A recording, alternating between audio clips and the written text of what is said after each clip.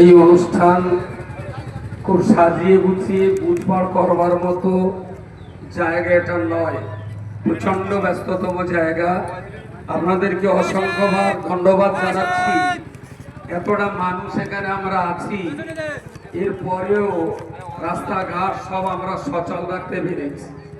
এত মানুষের চাপের পরেও গাড়ি কিন্তু সব দিক দিয়ে চলাচল করছে। সুতরাং যে সমস্ত পুলিশ বন্ধুরা এই কাজে পূর্ণ মাত্রায় সহযোগিতা করছেন, আমি তাদেরকে আন্তরিক ধন্যবাদ জানাচ্ছি। দুটো তিনটে কথা বলবো। প্রথম নাম্বার কথা হলো, এই লড়াইটাকে যারা শুধুমাত্র মুসলমানদের সংগ্রাম ভাবছেন তারা ভুল করছেন। এই লড়াই শুধুমাত্র মুসলমানদের ওয়াকফ সম্পত্তি বাঁচানোর লড়াই নয়। এই লড়াই হলো দেশ বাঁচাবার লড়াই, এই লড়াই হলো সংবিধান বাঁচানোর লড়াই, এই লড়াই হলো দেশপ্রেমিক মানুষদের বাঁচার লড়াই, এই লড়াই হলো দেশের শান্তি সম্প্রীতি আর সৌহার্দ্য বাঁচিয়ে রাখার লড়াই।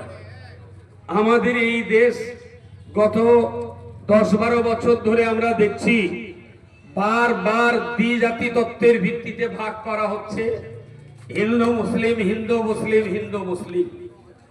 আমি অত্যন্ত করুণ সুরে আমার প্রতিবেশী হিন্দু ভাইদেরকে বিনয়ের সঙ্গে বুঝতে অনুরোধ করছি। যারা প্রশাসনে আছেন আর সাধারণ জনগণ, সকল হিন্দু ভাইদের উদ্দেশ্যে আমি বিনয়ের সঙ্গে বলছি, যদি আমাদের ভুল হয় আপনারা সংশোধন করুন।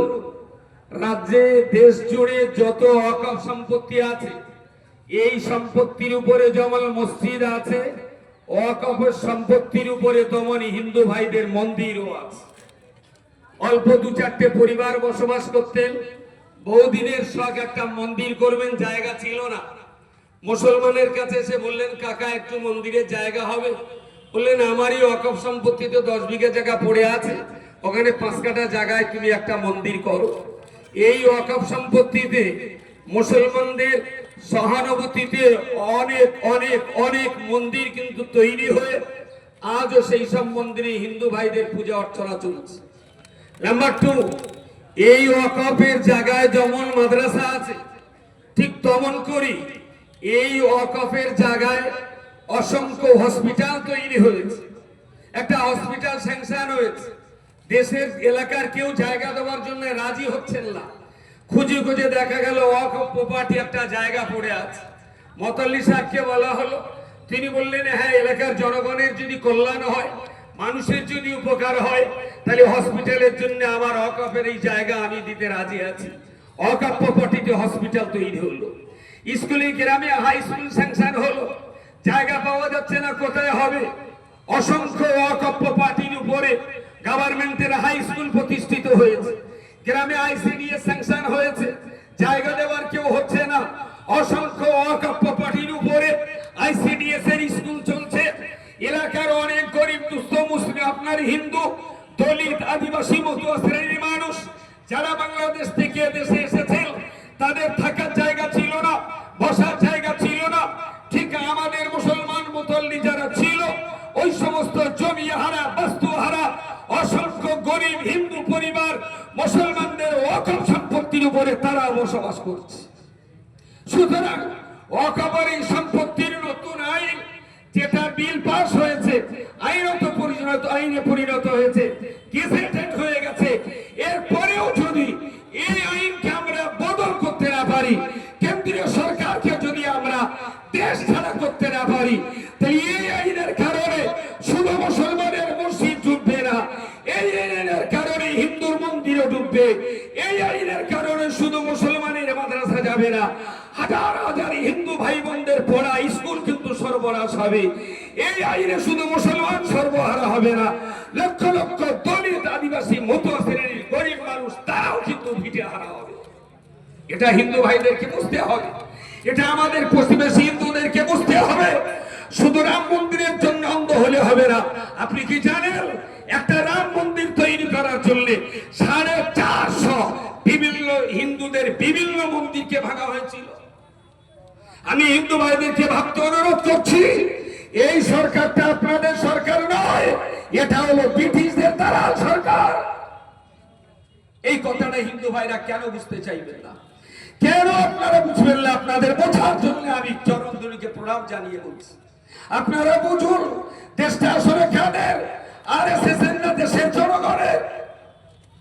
খুবই দুর্ভাগ্যজনক বলছি, গত 12 বছর ধরে শুধু একটাই আওয়াজ, হিন্দু মুসলিম হিন্দু মুসলিম হিন্দু মুসলিম।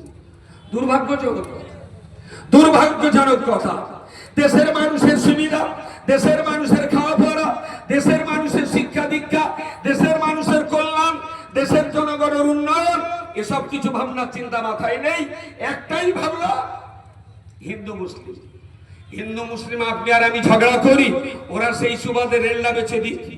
হিন্দু মুসলিম আমি আর আমি ঝগড়া করি, ওরা সেই সুবাদে প্লেনটা বেচে দিক, এয়ারলাইন্স বেসরকারি হয়ে যাক। হিন্দু মুসলিম আমি আর আপনি ঝগড়া করি, ওরা সেই সময় ইলেকট্রিসিটি টাকা আদানি আপনাদের কাছে বিক্রি করে দিক। হিন্দু মুসলিম আমি আর আপনি ঝগড়া করি, কবে দেখবে ভারতের পার্লামেন্টও হয়তো আদানি আম্বানিদের নামে বিক্রি করা হয়ে গেছে।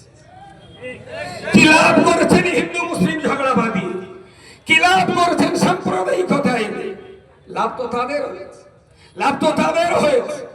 আমি এলাকার মুসলিম জনগণের কাছে অত্যন্ত বিনয়ের সঙ্গে বলছি, এই আন্দোলন একদিনের আন্দোলন নয়, এটা দীর্ঘদিনের আন্দোলন, এটা এক সপ্তাহ এক মাসের আন্দোলন নয়। আমি আজ এখানে দাঁড়িয়ে বলছি, ওয়াকফের এই আইন কালা কানুন বন্ধ যদি না হয়, এটা এক সপ্তাহ, এক বছর, 2 বছর, মরণ পর্যন্ত আমরা এই পথে ছিলাম, আছি এবং থাকবো ইনশাআল্লাহ। এটা দেশটাকে রক্ষা করার লড়াই, এটা ভারতকে বাঁচাবার লড়াই, এটা দেশের সম্প্রীতির লড়াই, এটা বাবা সাহেব ডক্টর বি.আর. আম্বেদকরের সংবিধানকে বাঁচাবার লড়াই। সুতরাং এই লড়াই যত শান্তশিষ্ট হবে তত দীর্ঘমেয়াদী হবে। যদি আপনারা উত্তপ্ত হন, যদি আপনারা অধৈর্যশীল হয়ে পড়েন, জানবেন একটা সভা করেই কিন্তু আইন বাতিল হবে না। সারা দেশ জুড়ে আন্দোলন হচ্ছে। আপনাকে দেশের জনগণের সহানুভূতি আদায় করতে হবে, আপনার প্রতিবেশী হিন্দু ভাইদেরকে বোঝাতে হবে, আপনার এলাকার কাছের মানুষ যারা আছেন তাদের বোঝাতে হবে। আপনি যত বেশি মানুষের সহানুভূতি পাবেন তত বেশি আপনার এই আন্দোলন দীর্ঘমেয়াদী হবে। আর আপনি যদি মানুষকে রাগিয়ে তোলেন, দেশের জনগণের যদি ক্ষতি করেন, দেশের জনগণ যদি কষ্ট পায়, তাহলে কিন্তু আমরা মানুষের সহানুভূতি হারাবো, আমাদের আন্দোলন কিন্তু স্থগিত হয়ে যাবে। সেই জন্য বিভিন্ন জায়গার অল্প 2-3টে ছবি যেটা দেখেছি, এটা অত্যন্ত দুঃখজনক। যেই বা যারাই করুক, আমরা তাদের সঙ্গে একমত নই। আমরা গান্ধীজির আপনার অহিংস আন্দোলনে বিশ্বাসী, আমরা গান্ধীজির অহিংস আন্দোলনে বিশ্বাসী। সুতরাং যেভাবে আপনারা মুভমেন্ট করছেন দীর্ঘদিন, আজকে এখানে দেখছেন এই হাজার হাজার মানুষের জমাবেশ, আলহামদুলিল্লাহ রাস্তা এখনো সচল রয়েছে। আমি বলছি রাস্তা খালি রাখুন। যদি এতেও না হয়, আমরা একদিন এই রকম রাস্তার ধারে ধর্ণা মঞ্চ তৈরি করে আমরা আন্দোলন চালিয়ে যাব। হয় ওয়াকফের আইন বাতিল করব, না হলে ধর্ণা মঞ্চই আমাদের মৃত্যু হবে। এই ছাড়া আমাদের দ্বিতীয় কোন রাস্তা খোলা নেই। নারায়ণ তাকবীর। আজকের এই সভা যারা আয়োজন করেছেন, আমার অন্তরের অন্তঃস্থল থেকে আমি তাদেরকে সাধুবাদ জানাচ্ছি। বারবার বলছি, আন্দোলনটা শুধু মুসলমানদের ভাবলে ভুল হবে। আসুন হিন্দু মুসলিম শিখ ইসাই আমরা সবাই মিলে আন্দোলনের শরীক হই, সবাই মিলে দেশব্যাপী একটা ঝড় তুলি। জানবেন যত শান্তিপূর্ণ আন্দোলন করবেন তত কিন্তু আরএসএস এর পা কাঁপবে, তত নরেন্দ্র মোদী, অমিত শাহ তারা সাংঘাতিকভাবে ভীত হবে। আর আপনারা যদি অস্থির হন, ধৈর্য হারার পরিচয় দেন, তাহলে আলটিমেটলি আরএসএস এর হাত কিন্তু শক্ত হবে। এটা আপনাদেরকে বারবার মাথায় রাখতে হবে। শেষ কথা বলছি, অনেক দিনের আগে একটা গল্প পড়েছিলাম। ওই একটা পানির ডোবায় অনেকগুলো চুনোপুঁটি মাছ ওরা বসবাস করে থাকে, সেই সঙ্গে 2-4টে ক্যাঁকড়া ট্যাঁকড়াও থাকে। এখন পানি কমে গেছে, একটা বগ এসে প্রতিদিন 2-4 পা হাঁটে আর 1-2 করে পুঁটি মাছটা ধরে খায়। এখন খেতে খেতে পুঁটি মাছ, চুনো মাছ, ঝায়া মাছ যা ছিল সব খাওয়া হয়ে গেছে। এখন ওতে 2-4টে ক্যাঁকড়া ঘুরছিল। এখন ওই বগের মাথায় ঢুকেছে ক্যাঁকড়ার ঘেলু কিরকম মজা, ওইটা জীবনে একটু খাওয়া লাগবে। এখন ক্যাঁকড়াটার বলছি, জানা বন্ধু, এই জলাশয়ে জল কমে গেছে বলে আমি এই পুঁটি মাছ, চুনো মাছ এদেরকে সব ধরে ধরে অন্য আর একটা অনেক পানি, অনেক জলের একটা ডোবা আছে, আমি এখান থেকে ধরে ধরে সব সেখানে দিয়ে আসছি। দুদিন পরে তো পানি শুকিয়ে যাবে, তখন তুমি কোথায় থাকবে? তুমিও চলো। তার মানে ক্যাংড়াটা ধরে জায়গায় টোল মেরে ধরে ঘেন খাবে, এটা বগের খুব শখ। এখন ক্যাংড়া ছোট শক্ত, বগের ছোট শক্ত, এখন দুটোই ধরে আর স্লিপ খায়।